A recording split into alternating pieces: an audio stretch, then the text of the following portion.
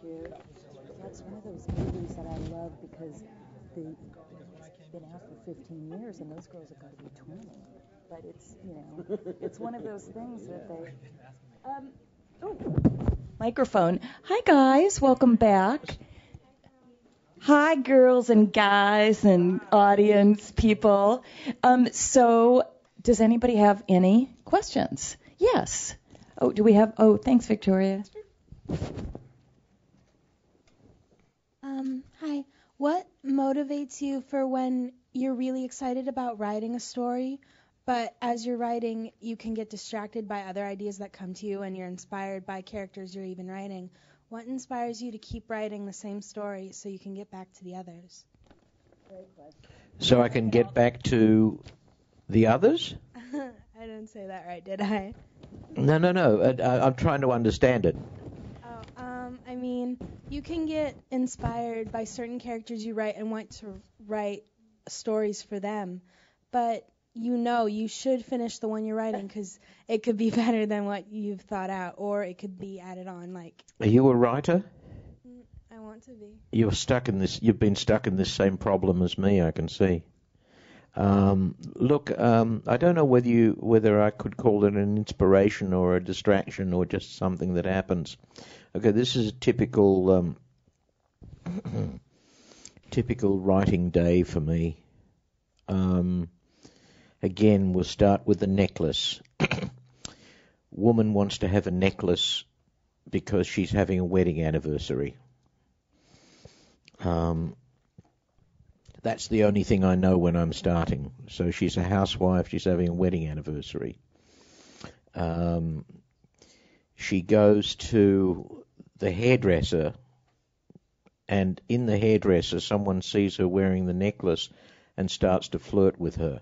It was a character I didn't know was going to be in the hairdressing salon, but I think, well, who else is there? There's a guy looking in the mirror and he likes her. So he's a distraction. And when she gets home, she realizes her husband, who's a dentist, has just had a problem with his shoulder and his career is now finished. He can no longer use his right arm, which is not only important to him as a dentist, but also the arm that he masturbates with. So he's really unhappy. And when he sees this necklace, he goes totally bananas, and she takes the necklace back to the lady who she got it from and says, I never want to see it again. And when the lady comes back from the car, she sees her teenage son trying on the necklace and thinks, my God, is he gay? And the rest of the story becomes about whether this boy is gay or not and how he's dealing with his mother's curiosity on the subject. And that's absolutely nothing to do with where it all started, which was this woman wants to borrow the necklace because it's her wedding anniversary. And somehow by the end of that day's work, it's all about this kid and his sexual preferences and how they're affecting his single mother. And I thought, where am I going to go with that? Is that the sort of thing you're talking about? And that, I'm afraid, is the only way that lately I'm finding that I can motivate myself to do it, is to think, I don't know where the characters are going to go today because I haven't got an outline. All I know is, that's the premise. The most embarrassing question, but how long does it take you to write a script? The way that you're writing, is it something that's pretty fluid and you can write quickly, or? No. Well, because I'm working on something right now. The reason why I'm asking you is I sort of have kind of 3x5 cards, kind of where I'm going to go. But the way I write, I was in the Groundlings comedy group. I'm an improviser, so I'll write scenes. So I get a feel for who the characters are, and it may not have anything to do with where I think it's going to go. But anyway.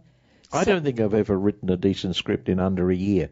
Oh, well, then I feel better. Is that a really depressing thing to say? No, it actually makes me feel better about myself, which is what this whole evening is about, clearly. I've now satisfied with this evening. I regard the first draft as a treatment, and I think it's essential to go away for as long as you can and do something else, and then come back to it as if you were another individual. The alternative method, which I don't advise, is you sort of, you seem to finish your first draft and you're so excited that you get a taxi and you drive along throwing copies of the script out of the window to everybody to read. And what you get is a tremendous amount of feedback, which is, I think, can be disparate and confusing and really not helpful. And I think the most helpful thing to do is to put it away and try and be your own, keep your own counsel.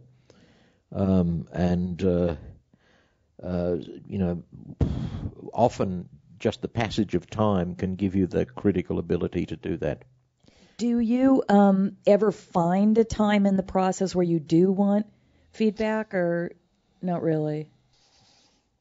Yes, I usually get feedback from my wife because she has the same at stake as I do. And I find this kind of useful because if she's got nothing to say, she won't say it. Whereas a lot of people feel obliged to give you feedback even if they've got nothing to say. She will usually, give me enough response to know whether I'm on the right track. So I like using her.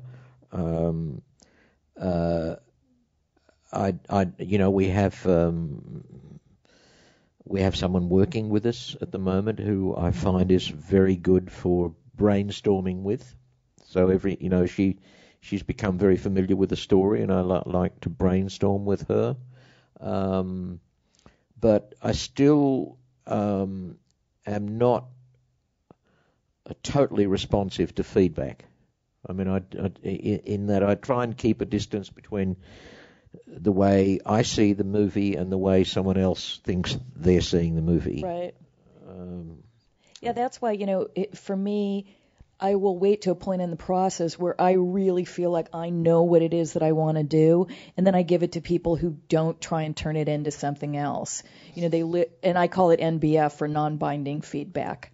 And I select who I give it to, but then I don't have to listen to them.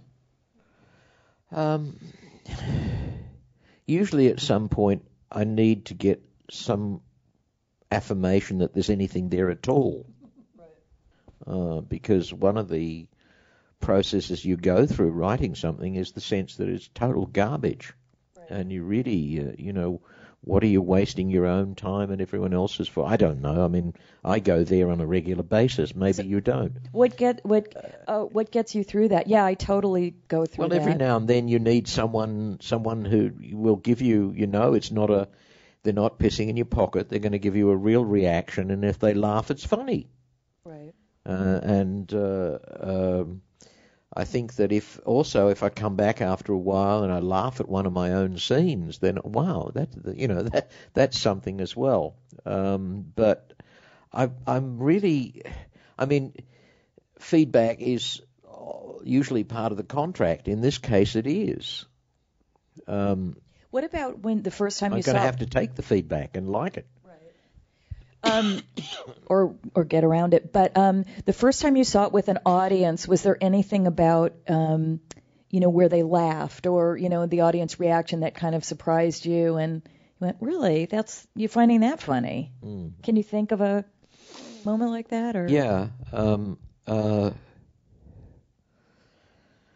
The first moment where I thought, wow, that's funny, was where he says your money's on the desk. And she says, yeah, and and that was straight out of his article. And I thought, wow, that was a really sad moment because he really didn't get it. He's kind of, but people related to that in a way that I guess I should have related to it. When I'm with a woman for the first time, the first thing I say is surely something I'm going to regret. And so I think that's the nerve that it hit. I also feel like it was. You're trying to be romantic, and you say the least romantic thing possible. I also feel like it was a very good reaction on the part of Helen Hunt. That there was something about her reaction to that also allowed it to be funny, and because the audience is going, how does this work? Later Bill Macy says, what is the difference between a sex surrogate and a prostitute? And I think that's what the audience is going, this is what a weird choice of a job, and how is it different from prostitution? And you establish right off the bat that she's gardens and she's got this kid, and it's very ordinary, but it sort of answers that part of people, like how do you really behave with a sex surrogate? I don't know. Who knows why people laugh at things? I'm a comedy writer, and I never know why. Well, I was finding out, and I'm thinking, okay, if this is what they're laughing at, then don't try too hard when you're writing. Right. Write really what makes sense in terms of people expressing themselves, but don't look for jokes, and don't create a whole scene in order to set up what you think is a funny line. Right. Just commit to. And somehow, by that stage of the story, people were kind of invested in Mark O'Brien's character that they were able to laugh at that moment. It was a tremendous relief. I mean, it was. I don't know. I mean, that's the real thing about writing that kind of movie. We'd only ever had screenings at the local video store. They had a back room where they seat about 20, 25 people. Are you like Vidiots or? Vidiots, exactly. Yeah. Well, because I know he lives in Santa Monica. I'm thinking, what, Vidiots. They're friends, and the editor and I had to get out and look at it on a bigger screen from time to time, just from the point of view of editing technique. Is the rhythm right? It really does feel different when it's all bigger and you can see the details and all of that. So we had a couple of screenings at Vidiots for that, and would invite 20 or so people, and it really told us very little. I mean, the feedback from the people there really created confusion. And I tried to say, well, what do the editor and I think? Just keep it at that, because someone say, oh, we hate the newsreel footage at the beginning. Oh, we love the newsreel footage at the beginning. Oh, where does that put you? Toss a coin on whether you have it or not. And that's why I think particularly when you're in the middle of a rough cut, be careful who you listen to. But one thing we didn't have during those screenings was the effect of a large audience and a sense of permission to laugh, because who were these 20 people we invited? People we knew, friends, and they didn't know when it was okay to laugh. They didn't even know whether it was okay to laugh at all in this movie. And my tremendous relief at Sundance was when he says the line, when his first carer says she wants an advance on her pay, and she says, or wants a favour, says, do you want help moving furniture? And honestly, during our test screenings, no one had laughed, and I thought, oh well, they just feel awkward about laughing at this guy. However, come the day, they all laughed and they got it. Okay, Did you? You can laugh, and I think everyone who thinks they're writing comedy or wants to write comedy or anything that stimulates an audience deserves the experience of 1,200 people at Sundance, all of whom want to love your movie, and I wish that for everyone. But that, in a way, was the first time that I had a sense of how every beat in the movie was really working. And that's like, there's nothing like that on the planet Earth. No. There's this great line. It's definitely the big O. There's this line talking about the first nurse where it's like, gentlemen, this is one crazy bitch. That he says about that first attendant. Did you, because you had the latitude with the voiceover, were there any moments that you went back and thought, well, this is a great way to tweak this or make this funny? I can write new voiceover for that. Well, in that particular case, that's I didn't write the voiceover. I just adapted his poem. Oh. And initially, I did not have his poem there. I just depicted that character as a way of kind of, I wanted to say that this was a guy who was, as much as possible, trying to be in charge of his life. I was impressed by what he'd said in the documentary, that if someone looked at him the wrong way, he'd fire them. Yeah. And I thought, okay, I want this. This is the woman who looked at him the wrong way.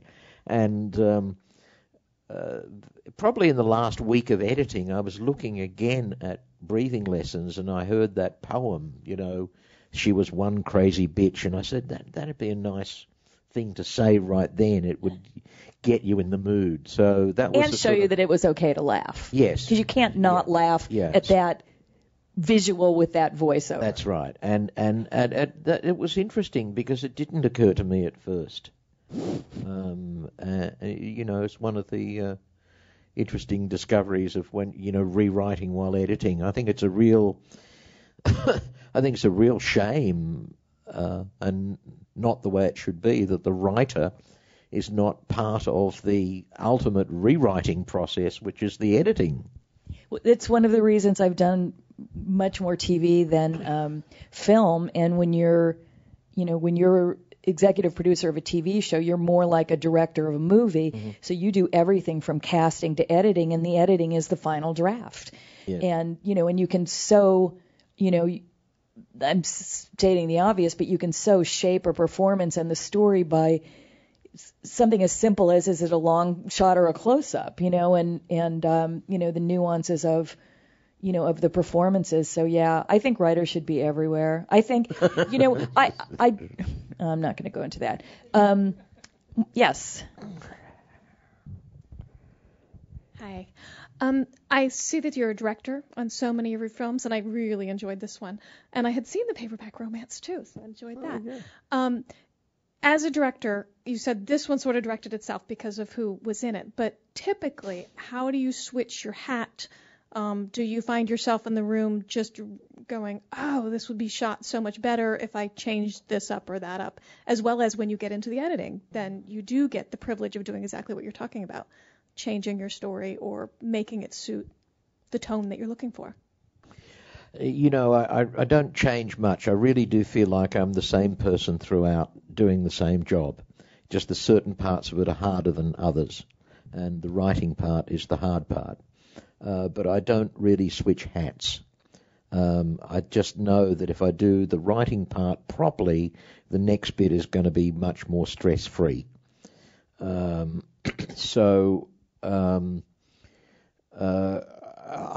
think that one of the things that directing your own work gives is the freedom to be very brutal with dialogue and with overwriting, and to really figure out where you need the words and where you don't need the words. I've never found it a kind of a conflict or a difficult transition, and I equally find it just as meaningful to be directing other people's writing. I'm probably more respectful of it. You, and then you, and then I will actually look over on this side of the room next. And you. You don't like him? It's requires me turning my head. I thought that the relationship between Cheryl and her husband was so well done. It was just a few short scenes, but we learned so much. And I thought it was really brilliant, actually, that the first time we see them together, she's crawling into bed with a man. We haven't seen him out of bed. And then the second time we see him, he's in bed again. I thought that that's the only time we were going to ever see them together. And then, he intercepts the mail on the porch. So it's all so well done. But how much of that was real? Their relationship, were they really in trouble, and are they still together now? No, that character passed away, but they did have a troubled relationship. that was a very interesting issue. When I read Mark's article, he said that Cheryl told him that she had 2 teenage children and that she was married to a psychiatrist. And I thought, wow, psychiatrist, that kind of puts an interesting element into it. And when I went to meet Cheryl, I said, I understand that your late husband was a psychiatrist. And she said, no, Mark got it wrong. He misheard me. He was a philosopher. And I said, do you mean in a university? And she said, no, in his own mind. And so I've reproduced that conversation word for word pretty much, as something that happened between Cheryl and Mark. And, I mean, one of the problems of meeting Cheryl and the whole thing opening up into a relationship movie was that I was getting too much really fascinating material. I said, philosopher. And the deeper I went into it, the more I thought, this is a whole other movie in itself. Cheryl and her family life. And this guy who was a philosopher, well, he was a kind of a bum, really. And also he was a surrogate as well. Ben, what do you mean by that? Well, only what I'm saying. And he was a sex surrogate and got her into the business in a way. I think she became interested as a result of what he did. And they had what purported to be an open marriage. And you've got to figure this is Berkeley, this is a particular time, flower power, free love, LSD, I don't know what else, but it was, they were children of their time, her and her husband, and she was the kind of leftover hippie flower child in a way, and he was the male equivalent of that. And ultimately, this open marriage thing didn't work, and she did fall in love with one of her clients, who was a postman, and she is still married to him. And the thing that fascinated me was that kind of tightrope act that someone like her would have to emotionally walk, that she was in a business where she was supposed to care for her clients. That was the distinguishing feature from being a prostitute. She really did need to care for the people she worked with, and yet not become personally involved. And I don't know quite how you can always pull that off. So this was the element of her life that I thought, well, that'd be interesting to convey. And I had to stop short of going so far into her life that it almost became a movie competing within itself as to, who was really the protagonist of the movie. And I really didn't have any idea what her late husband was like in detail, and I didn't really ask her all that much because I wanted the freedom to make the character that I wanted. However, after some screening in San Francisco, someone came up to me and said, I knew her first husband pretty well, and you really got him. and thank you. I didn't want to admit this. It was entirely accidental. Now, here's the interesting thing. At a certain point, I thought, wow, the film is called The Surrogate, and people are going to be fascinated about what this surrogate thing is. And I really got carried away, and at a certain point, I started the whole film at a kind of make-believe surrogate conference, just to introduce the whole idea of what it was about and the people who worked in it and so on. And then I started, well, where am I going with this? Where's the end point of it? And I couldn't find it. Having said that I just write by instinct, in this case I wanted to know where the hell is this going. And eventually I came back to the story, to Mark's story. I said, this is what got me all worked up. Tell this story. Okay. And within the script, I thought, well, one of the things that really intrigued me was how does a woman like Cheryl tell her kid or kids what she does for a living? So I built that into the story, and I only had one kid. That was enough, and there were scenes in it, particularly one scene, very long scene, where she has a meltdown and tries to explain to her son what it is she does for a living, and how difficult it is. He wants to know why she's so upset after she's left Mark O'Brien. That's where the scene was. After she left him for the last time, and she picks him up from soccer practice, and he can see that she's in a mess. What's going on? Are you getting divorced from Dad? No, it's nothing to do with that, and blah, blah, blah, blah. And there's a whole scene about, she tries to explain to him what she does and the kind of emotional pitfalls that this involves. And he of course, can't understand. How do you expect an adolescent kid to really grasp all of this?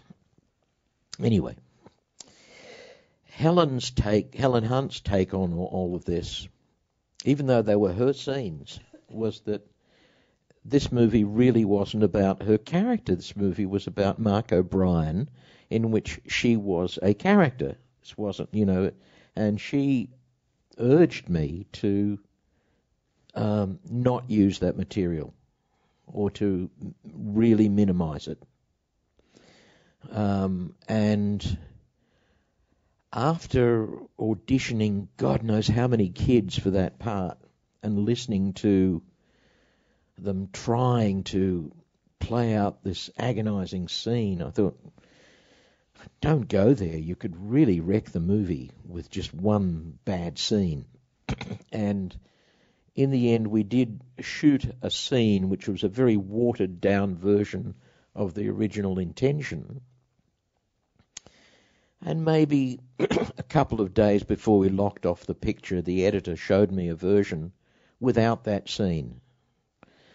And I never looked back. I said, that's it. We don't need. So that whole element of explaining to her child what she does is missing from the story, although I intended it in the first place. Sometimes, and that was largely due to the influence of an actor, which usually doesn't happen with me, but in this case, it did. I've smoked too much pot because I can't remember what I was just going to say. It was in the past, but yes, you're next. I'm like going, I like to be present, and then I'm... Did that address your question? I don't remember, but I was... yeah. Hi. Well, one of the things that you said that really interested me was early in the evening when you said something about your career being in the toilet or something like that, which I also remember the people last week who came also mentioned that there were about 3 or 4 times in their career when they felt like this was it, I'm never going to do anything again. And so I was wondering, when you're at that stage in your career, how do you come to feel like there is something still left for you to do, there is some still future in this career for you, and how can you, I guess, rebuild your career from that? How do you rescue yourself from midlife crisis and all bit of of that, a resurrection, male menopause almost, yeah. and all that kind of stuff? I don't know. This is getting to real kind of deep psychological stuff. I think that, on a personal note, one of the things that rescued me was that after my wife's mother passed away, she felt the loss so badly that she decided she wanted to have another child. So we pretty much started making our own grandchildren. During, my years of unemployment, my wife went out to work, and I became kind of house mother, which is something that I had not done with the other 2 kids. My career had been more on a roll, and I'd been away, and da-da-da-da-da-da. And I think one of the things that kept me human was to have the responsibility of looking after this young kid. I, did the shopping and the cooking and the picking up from school and blah, blah, blah, blah. And I felt that, even though I wasn't writing. I mean, I didn't write for about 10 years. I couldn't stand it. That there was still something useful in life going on. And I had promised myself that I really didn't, that's not the way I wanted to end my day, sitting in a room alone, wrestling with my self-doubt. So I ran a watch business for a while, for a few years, and then I got to the point where I hated it so much. All that I wanted was to spend my life in a room alone. And so my wife went out to work, and I certainly can recommend that. Being a kept man, that was good. I think that I cannot imagine what life as a writer would have been like if I'd had been, unmarried or divorced, or really in a situation where I didn't have a family. I know that sounds awfully syrupy, but you asked the question, and I think I got through all that stuff by having a meaningful personal life. I don't know what you do, when you realize that you're not the great genius that your mother promised you would be, and that you're just, life is a roller coaster like it is for everyone. I don't know what I would have done at the lowest of times if I hadn't had that other life. And that's the only solution I can recommend. Don't put all your chips on being a writer. I mean, my son, who's now 21, asked me, the only time he's asked me what to do in life, and I said, all I can say is learn to flip real estate and then do whatever the hell you like. I think that I did make the mistake of assuming that having a career was the same thing as making a living, and it is not. And I think that you need to separate those things in your mind, because I think what the tragic thing is, you can have all the artistic qualities you wished for yourself and still not make a living out of it, and assume that therefore you must be a failure. I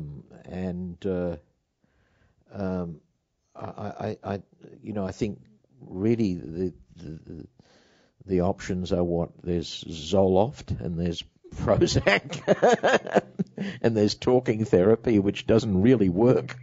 But it's a tough thing, and I don't know how other people live with the disappointments. I don't know. I'd be interested to hear how do you deal with the low moments in your life when you think that it's all been a waste. I don't know. Anyway, let's talk about something more cheerful. I was just, because I'm listening to this, and I've been in the Writers Guild for 30 years. I've been, out of the business. I've been in the business. Things keep, out of nowhere. Things get revived. Recently, I got information because I thought I've got to have something to do because my career is going to be over. So I know somebody who's a life coach. I'm like, I love giving advice. People love taking my advice. I'd be a fantastic life coach because but then something else came up, and I think that one of the amazing things, and it comes in writing, but also as human beings, if you're a certain kind of person, is you get another wind. When you're writing, you're like, I'm burnt out, I'm bored, I don't know what I'm doing, I'm tired, I can't keep going with this, and then you get maybe another idea, and it revives you. And I feel like, at least for me, that you can't have longevity as a writer in the business at all if you can't somehow or other, rebound from those times when you're out of the business. I've been out of the business. It was like, who's Robin Schiff? Get me Robin Schiff. Is Robin Schiff still alive? Ugh, don't want her. Whatever it is, and you just keep going, and I think that as a writer it's essential to have another life.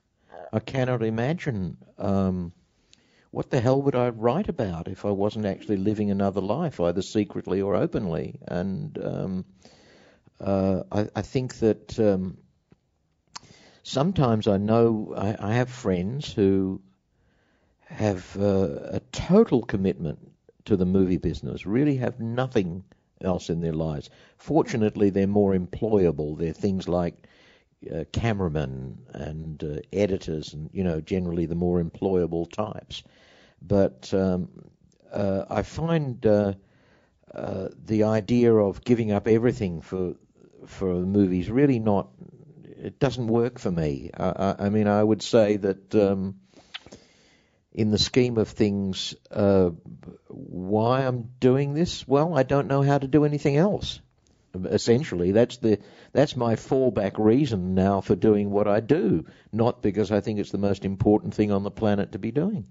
But it's also the flip side. It's not just that you can't do anything else. It's like I can't do anything else because it's fundamentally who you are.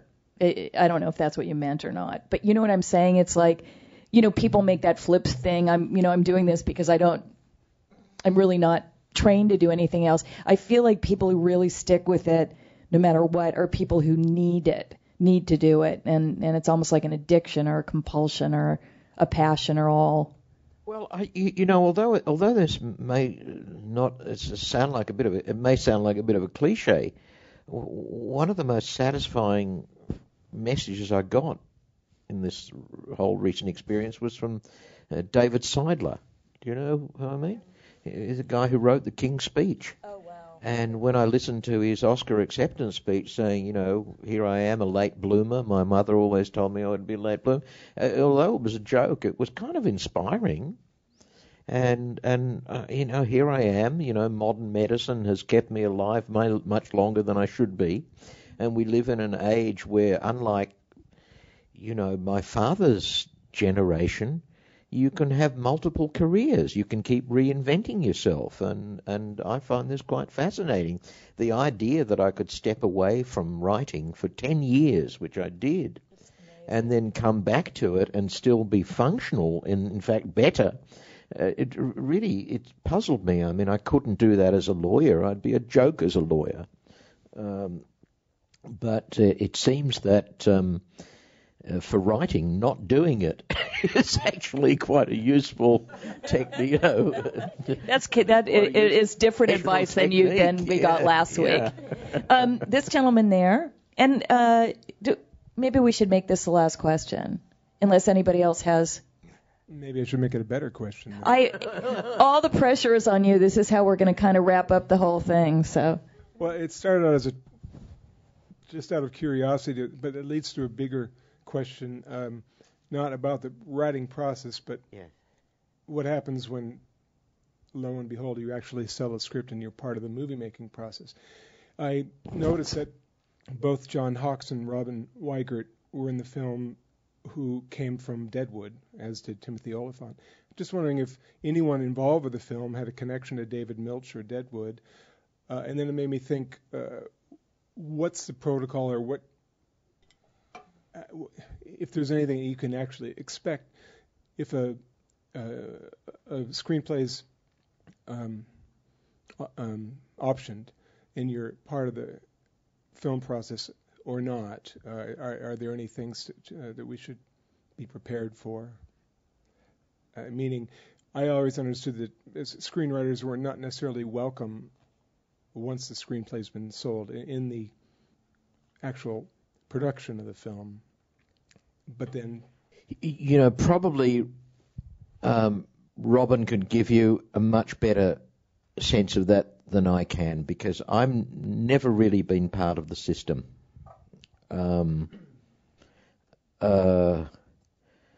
Nothing I've written on spec has ever been optioned. The Sessions is a perfect example. I mean, I tried to sell it, and then this is an exercise in futility. But I've been commissioned to write.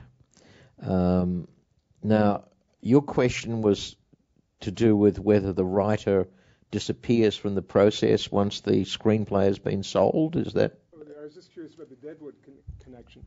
The Deadwood connection. Okay. And also, once the glow is gone and the film is actually in process, what role generally should the screenwriter expect to play, if any? Well, the Deadwood connection was because in order to familiarize myself with John Hawkes, I watched every episode of Deadwood, which I hadn't previously seen.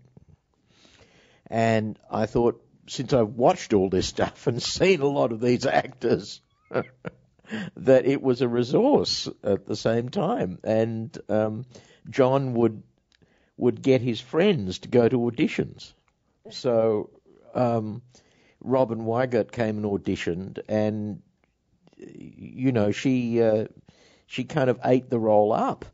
And then I thought, you were Calamity Jane? Holy moly. And same with W. Earl Brown. I mean, he was a vicious killer in Deadwood. He comes off as this kind of, gentle giant, this really caring sort of guy. So Deadwood just became a resource for, I was familiar with these people's work, and when they came into audition, I didn't really need to know much more. They would read for the part. Great, and it actually gave us sort of a little camaraderie on set. Rusty Schwimmer also was an old friend of John's from Perfect Storm. She was that crazy bitch in the beginning. So there was no connection with David Milcher or anything more formal than that. It was just an accident. The other question is, what is the writer's role in the production? Is that more or less what you're getting at? Yeah, I mean, I would think that maybe a screenwriter would get a big wake-up call when once they've sold the script, may not interact so much with the production of the film, or can one be expected to be heard, so to speak, or have any input? I think that the answer to that probably covers every point on the spectrum. If you're the kind of writer who understands the production process and can really go with the flow and make very quick changes when very quick changes are necessary, then any director who's got any sense will have that writer around, not necessarily watching the film being made, but maintaining a relationship so that anything that has to be revised on the way, like, you remember all those scenes on the train? Yeah, they're great scenes. Well, we don't have a train. And then you really need a writer to come in and do something as imaginative as if you did have a train, rather than have, the production manager say, well, we've got an old truck here, would that do? I mean, I would have thought that theoretically the writer has an ongoing role, because the script is constantly, undergoing change of one sort or another. Having said that, there are certain other realities. I'm involved in a project at the moment where I think they do need some rewrites, but the original writer is so expensive that they're looking at me. I think that sometimes it really does become just a matter of business, and that they'll buy an expensive book, and then in order to adapt the expensive book, they'll get an expensive writer, may not get what they want, and then it becomes a kind of a daisy chain of writers. And by the time you've reached the end of the process, it's impossible to identify who wrote the thing, and it becomes a subject of Writers Guild arbitration to count the words that this person wrote and that person wrote. And you're in a state of such confusion that it's not really possible to involve the writer, whoever that is, in the production process. I think that one of the things that they also do these days is, they have a bake-off? Do we hear the expression? Oh yeah, bake-off? Yeah, I know what you're saying. I think I think it's a bake-off, but where they have a bunch of people coming in and pitching the same You have a whole sweepstake bunch of, pitching, they call it too. A-list writers come and pitch for the same project, and they give a very elaborate pitch, and the producers or studio at the end of the process may say, well, what this has shown us is that there's no film to be made here.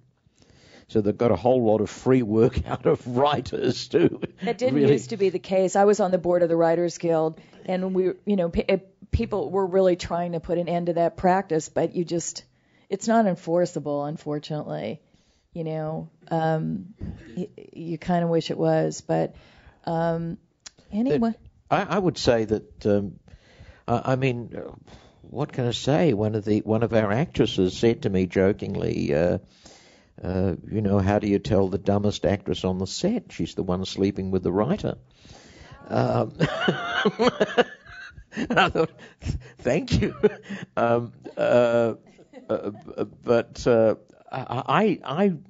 I think that the greatest enemy of the system is the layering of one writer on top of another to come up with something at the end which is really not an auteur piece at all, but a kind of a jigsaw puzzle. It's just a mishmash. There's no voice or no point of view. I think ultimately the involvement of the writer has the most to do with the director, because I'm thinking I've done so many of these interviews, but just off the top of my head, James Vanderbilt, who wrote The Zodiac, David Fincher wanted him there and really made him a collaborator and really valued his point of view. I don't think he was in the editing room. He might have seen cuts, but some directors just don't want to know from you. And there's a lot of movies that don't really, as you can see when you go to movies, they don't value or even require a writer with a point of view. It's more driven by action, kaboom. Unfortunately, writers are not valued the way that they should be in the business, and it's one of the reasons, among others, that I've veered towards TV, because you just have more power and more respect, and they can't get rid of you because if you can come up with the material, they have to listen to you. TV is definitely a writer's medium. I've worked on episodic TV, and the director is kind of like a visiting dignitary with absolutely no power, and it's the writers that run the whole deal. And with few, one of the things is, I really think The Sessions is a real exception to this, but for me personally, so much of the best writing being done right now is in TV. Deadwood is an example, but, Breaking Bad, Mad Men, Justified, I hope you guys who like Timothy Olyphant will come on the 4th of April. But because there's more subtlety and because the writers are allowed to have a voice. So if you get somebody with a strong, voice and a strong point of view, you want to be in television right now. Yes. Yes. Hold on, let me get. Oh, there we go. What you're saying about television right now, everybody's noticing that. Like my family in New Orleans is noticing that. Folks in public transportation are noticing that. No.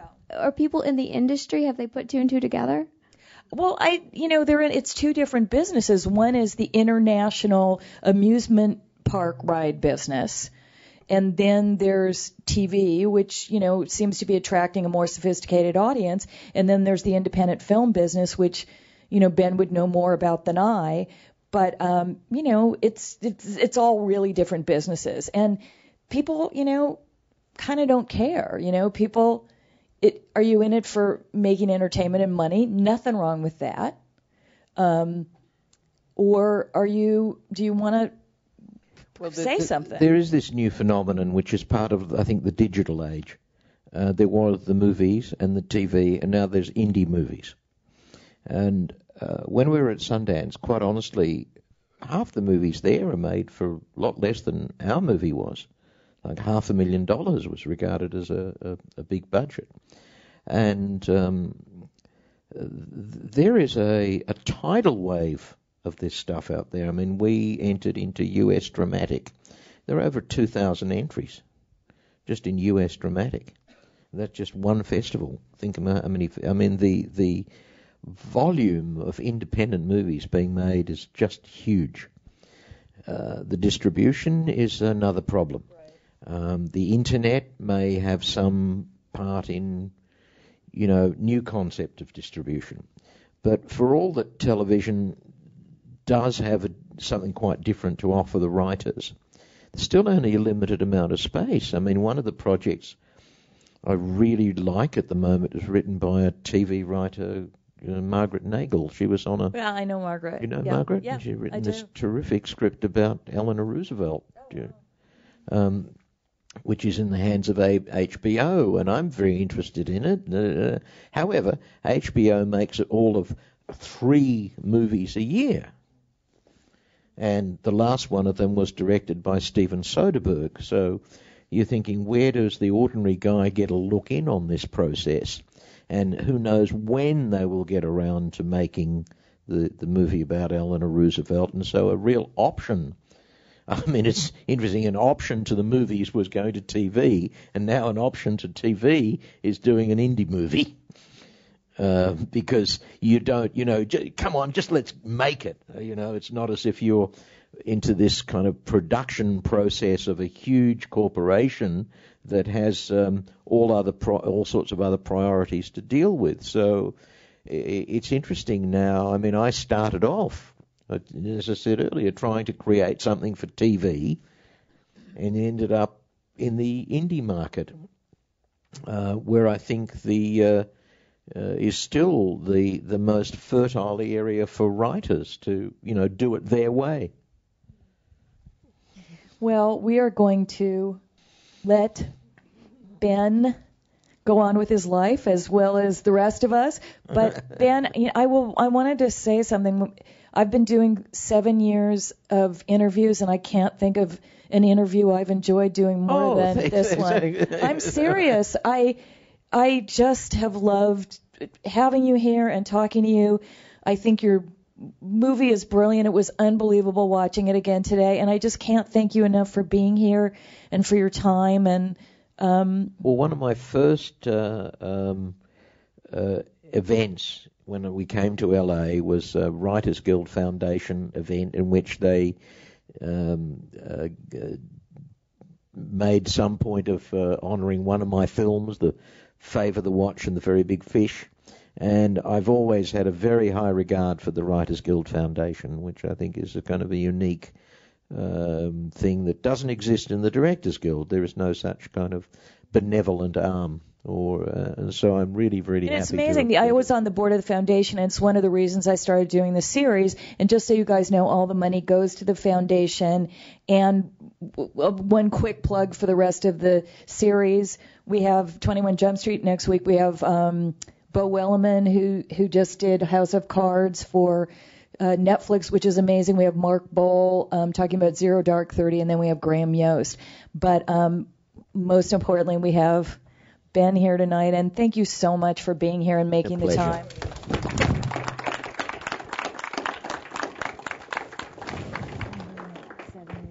Oh, boy. 7 years. I just love listening to you. I'm going to take so much with me, just as a